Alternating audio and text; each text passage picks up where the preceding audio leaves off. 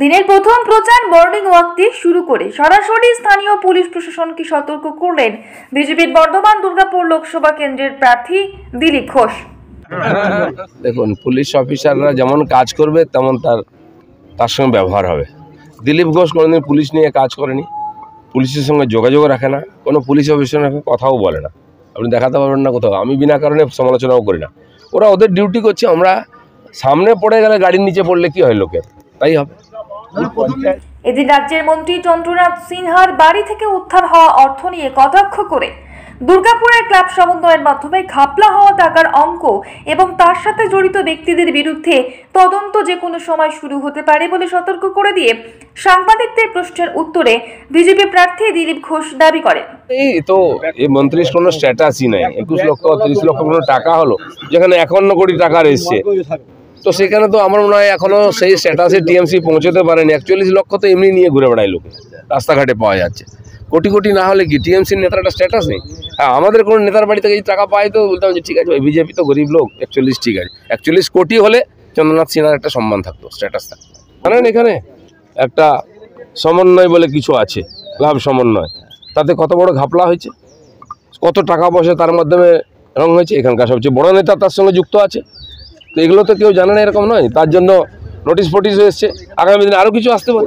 Cricket প্রতিযোগিতা করতে তারা একটা প্ল্যাটফর্মকে কাজে লাগিয়ে অন্যায় দুর্নীতি হচ্ছে, লোক জানে, কিন্তু লোক জানে মানে যেদিন লোক চুপ করে থাকবে এরকম নয়। এরও প্রতিকার হবে, যখন তখন চিঠি এসে যাবে, যখন তখন চা খাওয়ার জন্য ডাকও এসে যেতে পারে।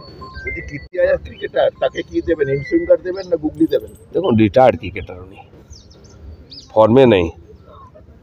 কীর্তি আজাদকে আমি সম্মান করি, বড় দাদার মতো, তার সঙ্গে আমার আগে পরিচয় হয়েছে। আমাদের পার্টির টিকিটে উনি জিতেছেন। টিকিট আমাদের সিম্বল নাই তো জিততে পারেন। গতবার কংগ্রেসে দাঁড়িয়েছিলেন, কত ভোট পেয়েছিলেন জিজ্ঞেস করুন না। জামানত জব্দ হয়ে গেছে। শত্রুঘ্ন সিনহাও একবার কংগ্রেসে গেছিলেন, সেখানকার জল খেয়ে এসছেন, কি অবস্থা হয়েছে জিজ্ঞেস করুন। তো সেই জন্য পশ্চিমবাংলায় উনি এসছেন, ভালো কথা, সিনিয়র মানুষ, সম্মানীয়, দেশের প্রতিনিধিত্ব করেছেন ক্রিকেটে, আমি সম্মান করি, কিন্তু এটা রাজনীতি।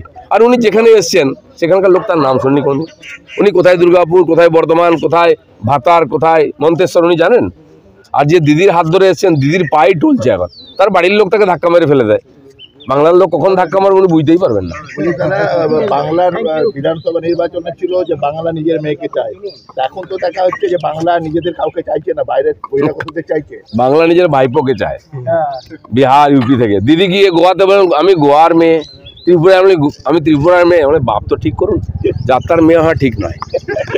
পরে দুর্গাপুরের 5 নম্বর ওয়ার্ডের অন্তর্গত কাশিরাম বস্তি এলাকায় বিজেপির যুব নেতা পারিজাত গাঙ্গুলির উদ্যোগে নিজের সমর্থনে একটি দেওয়াল লিখনে অংশ নেন এবং দুর্গাপুরের 13 নম্বর ওয়ার্ডের অন্তর্গত মেইন গেট এলাকায় চা চক্রে অংশগ্রহণ করেন। দুর্গাপুর থেকে তন্ময় দাসের report, the e-paper digital. DSMS, a premier management college in Durgapur. Admission open for hotel management, hospital management, tourism management, BBA, BCA and nursing. Excellent training and placement assistance. Join now. DSMS, gateway to success.